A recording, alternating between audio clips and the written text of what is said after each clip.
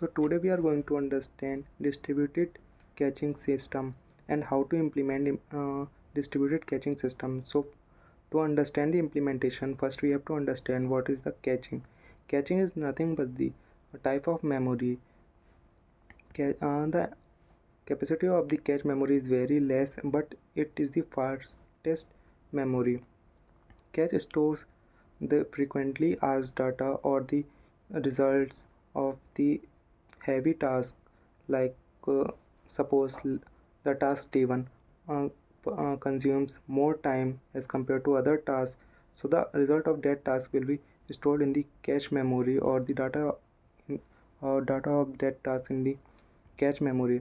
So whenever the uh, server requires that data, then without computing from starting, we can simply return that data from the cache memory. Suppose if the server requests any data and that is not present in the cache memory, then the cache memory first fetches that data from the database, and then returns that data, or fulfill that request, or create responses uh, for that request and send to the servers.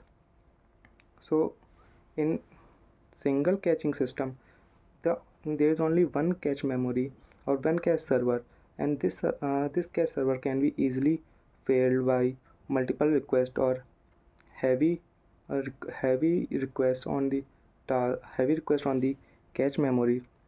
To overcome that drawback, we can use distributed caching system. But the thing that distributed caching system is not useful for every application.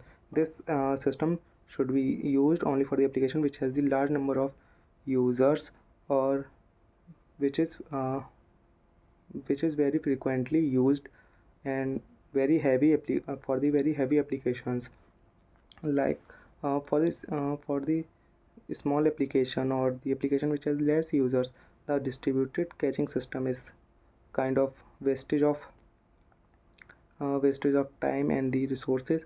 So these distributed caching systems should be used by the heavy applications. So in distributed caching system, we implement different caches servers, and the combination of multiple caches servers are known as cache pool. And the server through which the server through which the request is uh, passed to these pool of cache servers is through the cache client. The cache client receives the request from the servers and transmit that request to the pool of the servers. Now the thing comes that in the server pool, which server is chosen for to store which data. So in order to find out, there are multiple techniques. First is hashing technique, that is an old school technique in which we use modulo operation. Simply for perform normal hashing, we have to find out the particular parameter which is converted into the number, and perform the modulus by any given by any number that we have to figure out ourselves. And the remainder, and what the remainder comes, the data is stored in the that number that number of the server. Suppose mm, we choose the parameter as suppose in the employee data we choose the employee id as the parameter, and there are 5 servers, and we we perform modulo by the 5, and remainder comes 2. So the data of that employee is stored in the server number 2.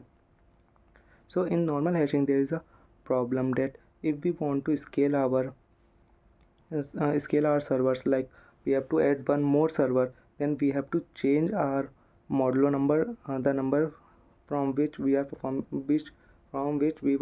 the modulus operation. As in previous example, we have performed modulo operation from 5. Now we have to change our modulo operation, and we have to rearrange the data again from all the cache servers.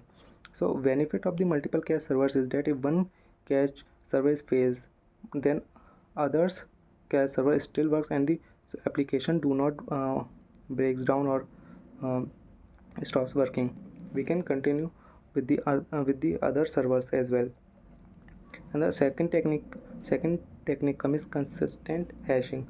The problem in normal hashing was we have to rearrange the data again and again but in consistent caching, the multiple servers in the server pool, we arrange them in a queue-like structure that uh, and moves in a clockwise ways.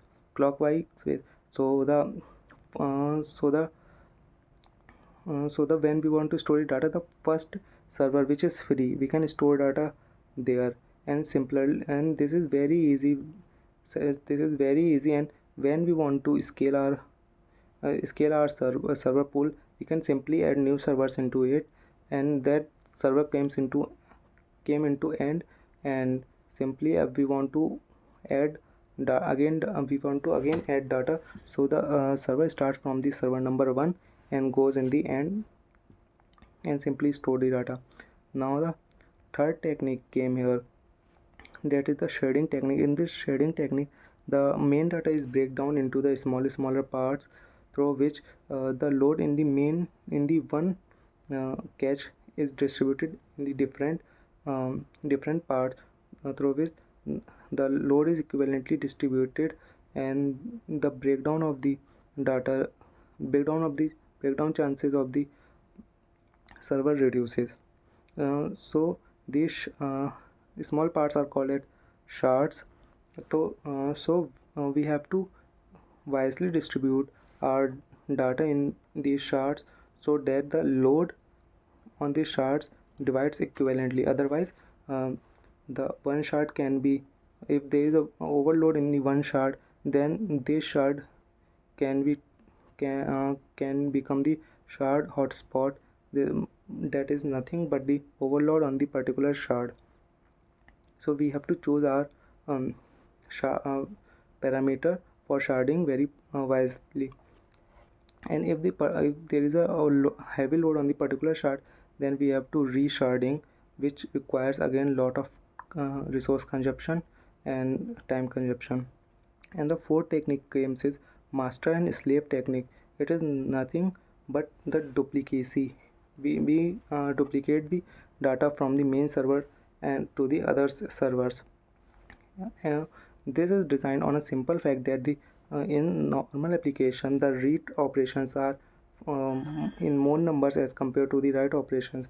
So if we want to perform any write operation, we perform it simply in the master server, and if we want to perform any read operation, we can simply read into our multiple um, what we call slave servers.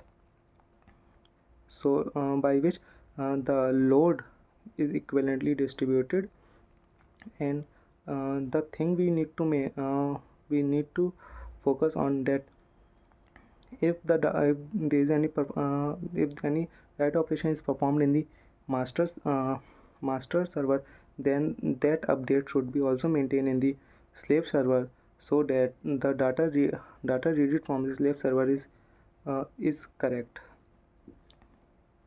Thank you.